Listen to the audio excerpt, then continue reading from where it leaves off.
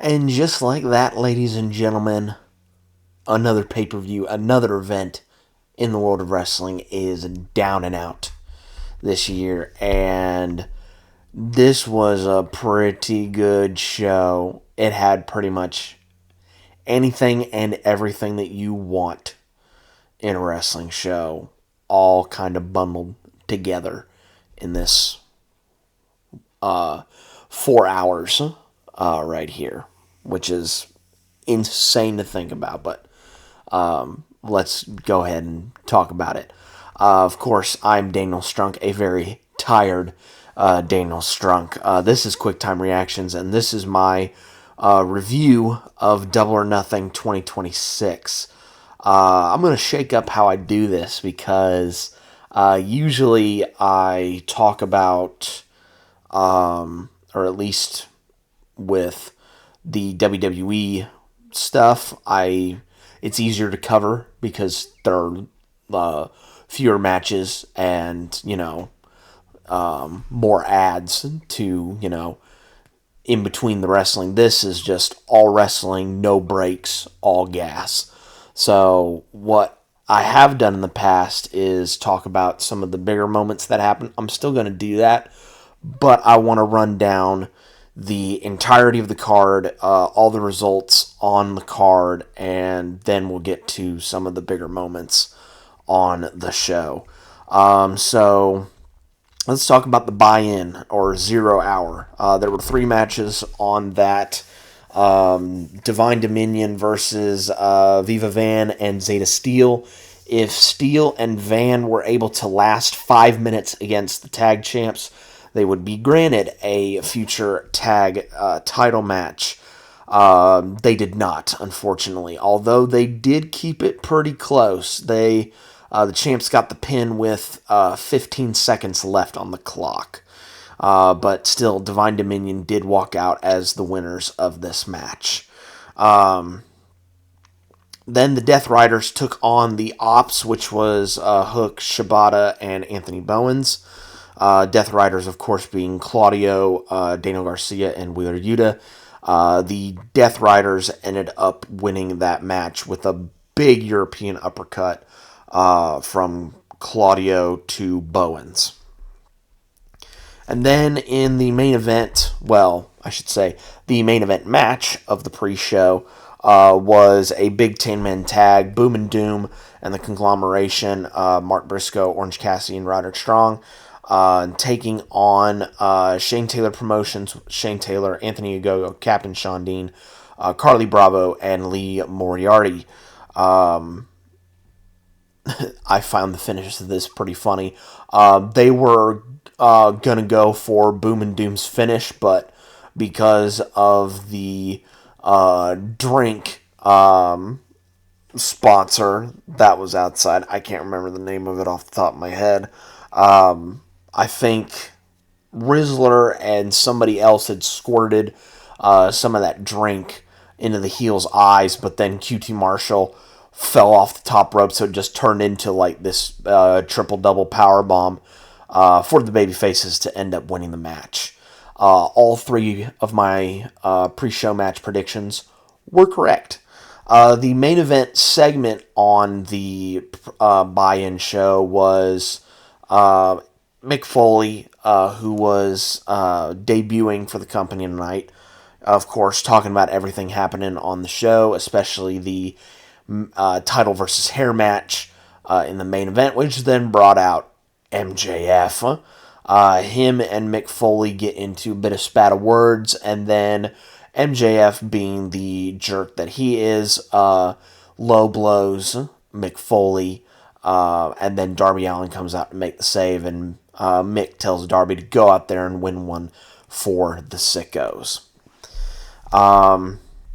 Now let's get on to the main card. And again, I'm going to breeze through this pretty quickly and then talk about some of the bigger stuff that happened on the show. Not each match, but some of the other matches. To open things up, we had the tag team I Quit match, Cajun Cope versus FTR. Cajun Cope walked out as new tag team champions. with a little bit of an assist by a returning Beth. She was able to neutralize Stokely for a moment. FTR set a table on fire on the outside, but Cash put Stoke through that flaming table instead, and Dax submitted when he was in a sharpshooter and put in a crossface with Spike. Copeland's big board that has a whole lot of nails sticking out of it. Yeah, that. You would say I quit in that circumstances too. In at least my match of the night, Konosuke Takeshita beat Kazuchika Okada to win the international championship, and there'll be something that I talk about a little bit later. To kick off the action to at least the women's Owen Hart tournament, Athena beat Minashirakawa. For the Continental Championship, Moxley versus Kyle O'Reilly. Moxley was able to exercise some demons of the past and be able to beat Kyle O'Reilly. Will Ospreay and Samoa Joe kicked things off for the men's Owen Hart tournament. Ospreay getting the win over Joe. And then the other men's tournament match that was on the show was Bandido, Swervestrickland, and Swerve was able to pick up the win in that match. In the women's four-way for the AEW women's title, Tekla was able to outlast Hikaru Shida, Chris Statlander, and Jamie Hayter to retain her championship. And then the absolute chaos that is Stadium Stampede made its way to New York as Jericho, the Elite, Kenny Omega, Jack Perry, and the Young Bucks, and the Hurt Syndicate, Bobby Lashley and Shelton Benjamin, took on the Demand, Ricochet, Bishop Khan, Toa Leona, Don Callis family, markdavis, and Andrade, and the Dogs, Clark Connors, and David Finlay. The babyfaces walked out with the win on that. I'll talk about that more here in a little bit. And then finally, in the main event, Darby Allin, MJF, title versus hair. MJF walks out with not only his hair still intact, but as a 3-time AEW World Championship. And that is actually where we are going to start the conversations, is that world title match. Because, man, besides from Takeshita Okada, which I think was the best match on the show, this, in my opinion, was probably... Ospreay and Joe was pretty good as well. I'm going to say it is the third best match on the show that had a lot of really good matches on it. Darby out of the gate is trying to beat Max with the headlock takeover. And after doing all of those headlock takeovers, he goes all in with a suicida through the middle and bottom rope. But then he eats all of the shit on the outside. He gets folded up like an accordion. And he takes some big freaking bumps. Coffin drop to the apron that misses. He gets hit with a package pile driver on the stairs. He even bulldozes a cameraman later in the matchup. Like, he was taking some punishment in this matchup, but he just kept getting back up. Towards the end of the match, they make their way up to the stage where they have the table already set up for Max if he were to lose the match. They had the clippers on it, the barber chair, and all that stuff. Darby was able to fight back because MJF was going to try and shave Darby's hair. Darby was able to fight back, able to neutralize MJF for at least a little while, then realized he could do some really crazy stuff. Went up to the top of the entrance sign and did a coffin drop from that entrance sign to Max on the table, breaking it. and you can see afterwards that Darby was cut up really bad on the back of his head. He gets Max back into the ring, tries to go for a Scorpion Deathlock, but his head is just too jacked up. He collapses. MJF looks happy about himself with this. Tries to go for a headlock takeover, but doesn't get it. Eats a Scorpion Death Drop. Darby tries to go for a coffin drop, but MJF blocks it. Hits a massive tombstone from off the second rope. Then he hits a headlock takeover and beats Darby Allin to retain the championship. Of course, the feud from the beginning has revolved around, I can beat you with a headlock takeover. And once again, MJF beating him with a headlock takeover, much like Darby did to win the championship in the first place. I will just have a smile on my face if knowing that if they revisit this rivalry at some point, they just continue to do headlock takeovers. That would be absolutely hysterical. But I think most people kind of figured this was going to be where Darby's title reign would end. Even though the prospect of seeing MJF bald is an interesting prospect, I think that this was probably the right decision to do, so that you have, the absolute biggest bad guy in the world going up against the biggest face in the world, because I have Will Ospreay going on to win the Owen Hart tournament. You have Ospreay versus MJF again in Wembley, but this time for the big championship, and, with Will winning it in Wembley. So, that's just how I think we're going to be going to. But, I could be proven wrong. I do want to touch briefly on the finish to Stadium Stampede. There were a lot of wacky segments in Stadium Stampede.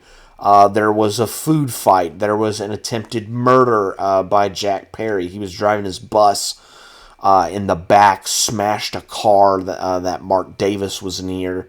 But of course, Davis didn't get hit by the car.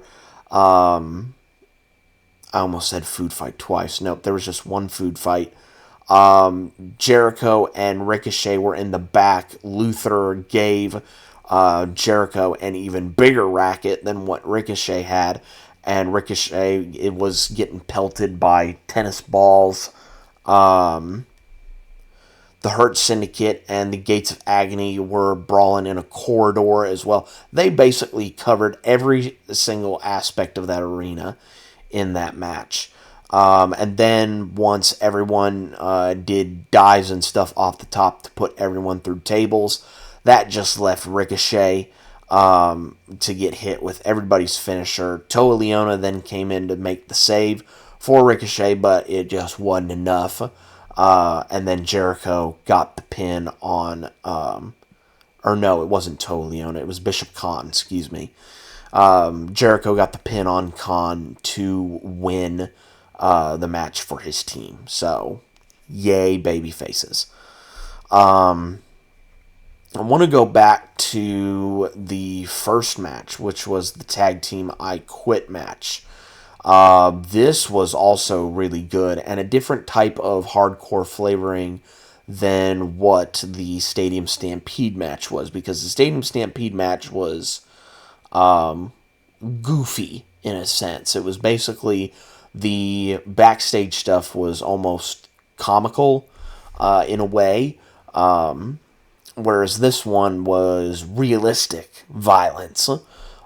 Chairs, they unscrewed the top rope turnbuckle to use that as a weapon. We had a flaming table in this matchup, and then we had the board with nails in it. This is proper, real violence. Lots of really good back and forth, lots of really good false finishes off of big-time tag team moves. Like I said, Beth made her, I believe, second appearance in AEW to deal with Stokely, but Dax put the kibosh on that. I also love the fact that, as a wrestler, you're spraying the lighter fluid onto the table that you want to set on fire. You don't, well, I understand why. You coat it all in lighter fluid, but I wasn't thinking that in my mind as it was happening. I'm just like, dude, you have enough lighter fluid on the table, but then I realized it's to make the flame look a lot better, like on TV, rather than, just good for the crowd. You're doing this for TV. And Cash ends up putting Stokely through that table, which, to be fair, was probably the safest thing that they could have done, and B, the most logical thing that they could have done. Because you did just see how many layers that Stokely was wearing. He was pretty well protected in that. And yeah, Cage and Cope are the new tag team champions. Hopefully we get some pretty interesting matches out of it, out of their tag team run. I don't know what those matches might entail, but maybe a match with the Young Bucks for the tag titles. Maybe. Just throwing things out there. The matchup, like I said, was probably my favorite on the night, was Takeshita and Okada.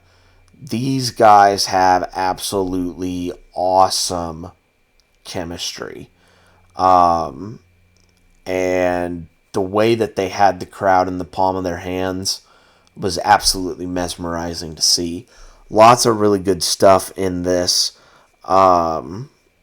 Really good sequence of exchanges where I think Okada was trying to hit his Rainmaker, and Takeshita was also trying to hit his Raging Fire, his bicycle knee lift, and just like all sorts of really good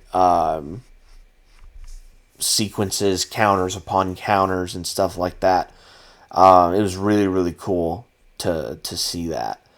In the end, though, Takeshita is able to avoid a Rainmaker and is able to hit the Raging Fire in order to get the pin on Okada to win the International Championship. Afterwards, Don Callis, Okada, Rocky Romero, and Markdavis are out there trying to curry some peace with Takeshita when Kyle Fletcher makes his return from injury. Of course, he's had a little bit of a spat with the Don Callis family, especially with Okada, who's seeming to side a lot with Takeshita, at least before he got injured. And so you think that he and Fletcher and Takeshita are, all good, all smiles, but nope.